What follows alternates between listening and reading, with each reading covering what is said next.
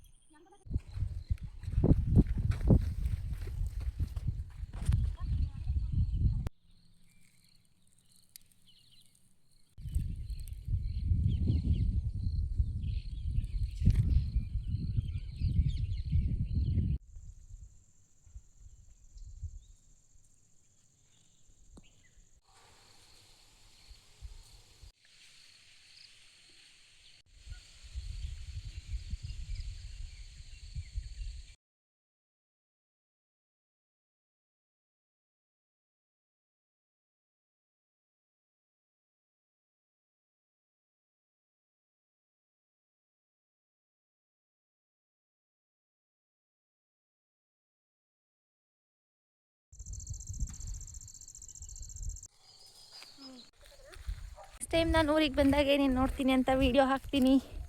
ಮತ್ತೆ ಸಿಗುವ. ಬಾಯ್ ಬಾಯ್.